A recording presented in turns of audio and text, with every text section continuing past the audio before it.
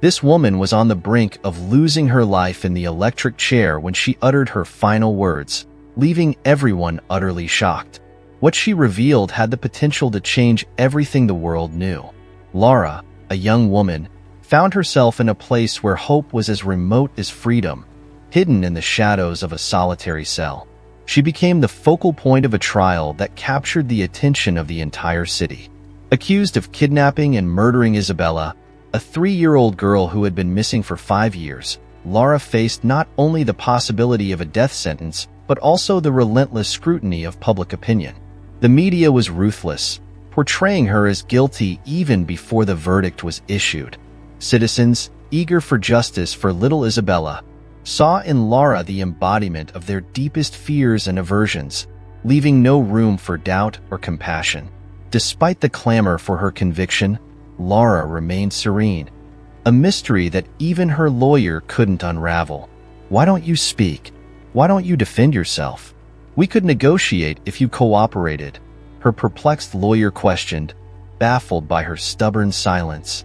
"It doesn't matter what I say. They have already made their decision," Laura responded with resigned calm, fixing her gaze on a distant point on the cold wall of her cell. Her voice, though firm, revealed the weight of years of suffering, a burden she bore alone. Incarcerated, the 32-year-old woman faced her days with deep sadness, yet she maintained a dignity that defied her dire situation. On the brink of execution, she refused to succumb to fear and despair, convinced that the truth, even if buried with her, was her last and faithful companion. The night before her execution, a priest visited Laura, offering her the chance to make her final confessions. A common ritual for someone in her situation, but for her, it was merely a reminder of her inescapable fate. "Do you wish to confess, my child?" "There are no words that can change my destiny, Father. The truth will die with me," she replied, her voice laden with a resignation that served both as a shield and a condemnation. As night enveloped the prison, Laura spent her final hours in deep reflection, contemplating the mistakes and choices that led her to this decisive moment. A journey known only to her in its entirety. The walls of her cell, silent witnesses to her anguish, seemed to close in around her, a grim prelude to the imminent end. "It seems that everything is over," she thought, sighing as she faced the dawn of her last day. Laura was not only judged and condemned by the law, but also misunderstood and feared by an entire city. She prepared to face her fate with the same mysterious serenity that had characterized her throughout the process. The events dated back 5 years, shedding light on why she was on death row. Laura's case shocked the city and caused a national uproar, as she faced severe accusations of kidnapping and murdering the judge's daughter. The intricate story of her life was a complex web of forbidden love, revenge, and distorted justice. She had accused Orlando, the judge, of having a secret affair with her, a claim he vehemently denied, endangering his reputation. However, the situation turned tragic one fateful day when the judge's wife returned home with Isabella, their 3-year-old daughter, and Laura caused an accident that resulted in the wife's death and the child's abduction. The city demanded justice, driven by collective fury against the woman they held responsible for the calamity. Arrested in her own home, Laura faced a trial where all the evidence seemed to condemn her, and despite her vehement denials, her guilt was assumed. Condemned, she was taken to prison, where she spent the next 5 years in isolation, an additional punishment decreed by Judge Orlando to keep her secluded. Completely avoiding any empathy or understanding that might arise from contact with other inmates, Laura's existence in prison was marked by profound loneliness and despair, a grim reflection of her inescapable fate. Over time, she began to accept the inevitable end with a resignation born not of peace, but of the exhaustion from fighting against a seemingly certain demise. It was on the eve of her execution, hours after the priest's visit, that an unexpected encounter brought new torment to her already bleak reality. Orlando, the man at the center of her downfall, appeared in her cell. After enduring a barrage of insults from her, he responded with a vindictive smile, saying, "I hope you rot in hell. just like Isabel is now, expressing a hatred that seemed to consume him as much as he desired to punish her. Lara recoiled, stunned by the venom in his words, and for a moment, she stood motionless, merely observing as he walked away, leaving her with the cruel threat of their final meeting the next day. This episode intensified her isolation and pain, serving as a brutal reminder that, beyond the impending execution, the true torment lay in the relentless hatred of those who had condemned her without trying to understand the complexity of her situation. The following day arrived, and she spent the night sleepless, in anguished vigil, feeling every minute drag by, reflecting on the judge's words that Isabella was in hell. After intense contemplation, on that decisive morning, the harsh reality of her fate hit with brutal force as the guards came for her. Her survival instinct drove her to protest, deny the inevitable, and plead for justice in a world that seemed to have lost its meaning. "He's lying. You have to reopen the case," she screamed, but her words were drowned out by decisions already made. Dragged to the execution chamber, Lara found herself surrounded by expectant gazes, witnesses seeking justice or perhaps merely the final spectacle of her tragedy. "Finally, you're going to pay, murderer," some murmured as they strapped her to the electric chair. With growing desperation as her end approached, the atmosphere in the room was intensely charged, a combination of anticipation and horror. As they prepared the prisoner for execution, she could feel the weight of every gaze fixed on her, each one reflecting the verdict that had condemned her. When everything was ready, amid the emotional chaos, the officer in charge of the execution approached with a question carrying the weight of a final farewell. "Do you wish to say your last words?" "Yes, I do, because I have much to reveal," Lara replied with a steady voice despite the fear consuming her. It was at that moment that she saw, even in her agony, a satisfied smile on the face of the judge observing from a distance. That gesture gave her an unexpected strength to reveal a truth she had long kept secret. "If you execute me now, you'll bury the truth about the judge's daughter's disappearance. I know where she is because I am her mother. She is alive, and I can prove it. Check the phone of that scoundrel," she announced, her voice growing stronger with each word. The room fell into a stunned silence, and all eyes turned to Orlando. Lara's lawyers immediately requested a stay of execution, which was granted given the magnitude of her revelation. The judge, trying to maintain his authority, quickly sought to discredit her claim. "This woman is insane. Start the execution now," he ordered, visibly irritated.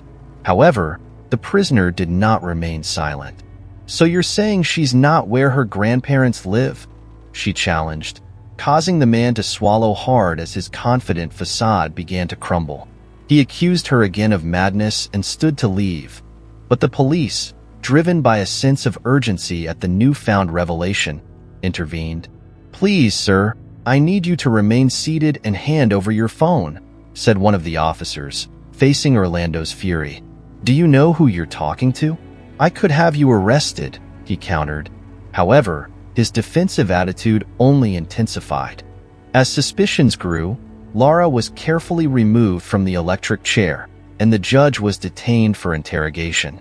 The world began to absorb the impact of these shocking developments.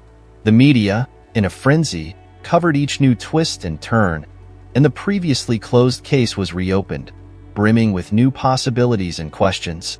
With her execution suspended, Lara became the center of global attention, with everyone eager to understand the reasons behind this unprecedented action.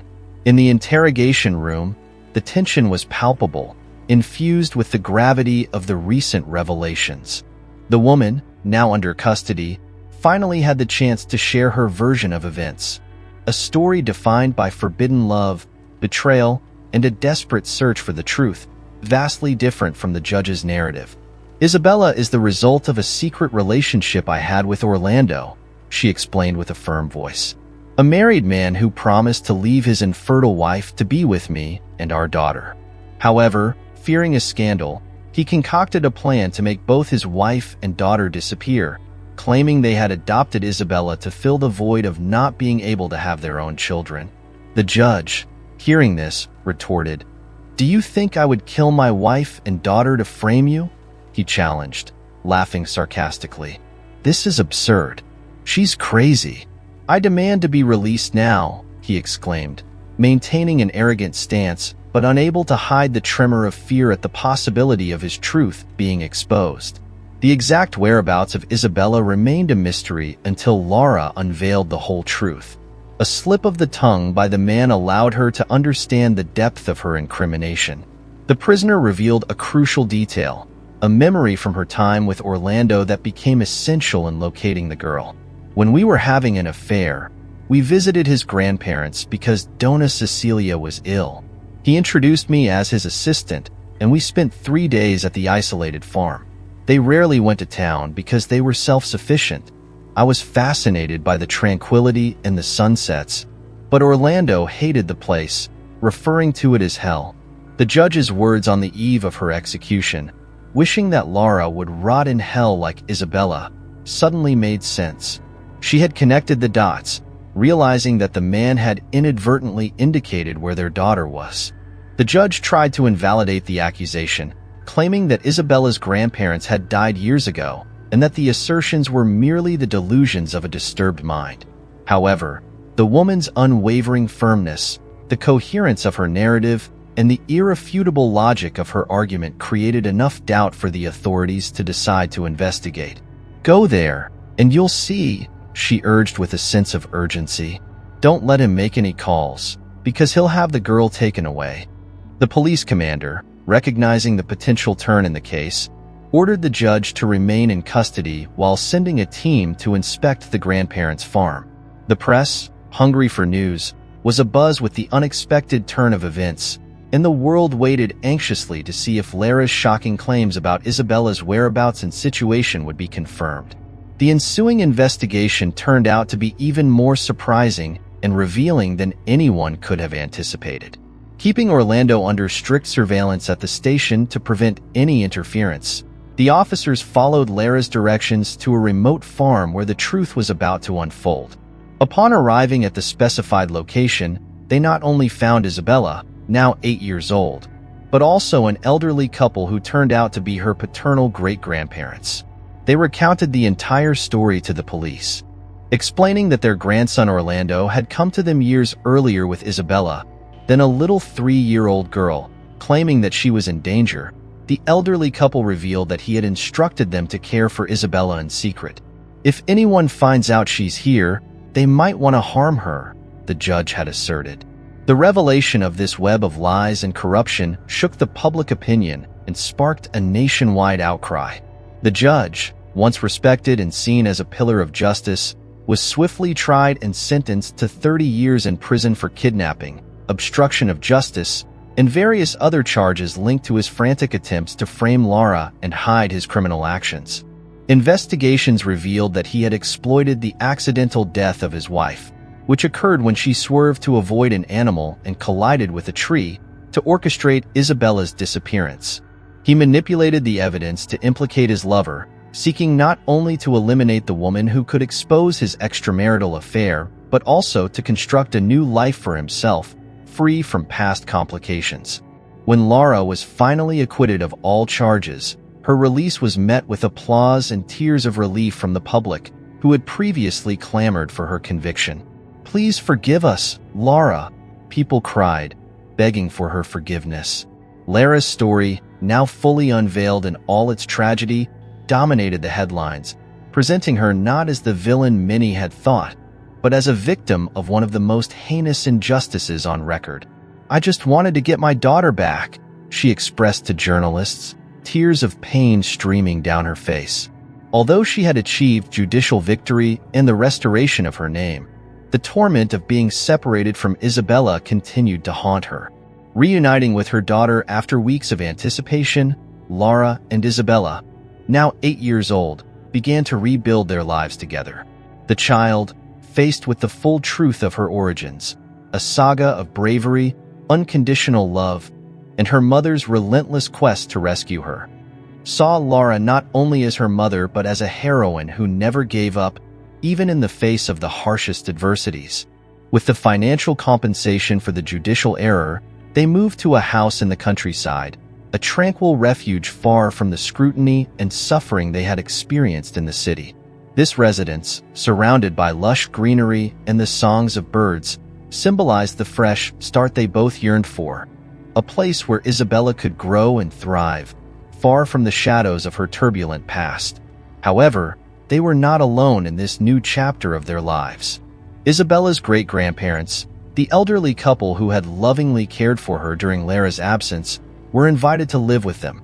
Becoming a united family was a natural choice, as it was these grandparents who had provided the essential love and care the child needed. What matters is that we are together now, and nothing will separate us again, Lara affirmed, embracing her daughter and gazing at the horizon tinged golden by the sunset. It was a moment of complete happiness, representing their triumph over the adversities that had tried to tear them apart. Surrounded by the unconditional love of her great-grandparents and the peace of the farm, mother and daughter rebuilt their lives, overcoming the scars of the past and looking to the future with optimism and joy. Lara and Isabella's story, once marked by pain and injustice, transformed into a tale of hope, redemption, and the unbreakable strength of family love. As the sun set, painting the sky with hues of orange and pink, the woman who had been unjustly condemned to death offered a prayer of gratitude for the new beginning, for the opportunity to write new chapters in their lives as a united family, ready to face whatever the future holds with hearts full of love and hope.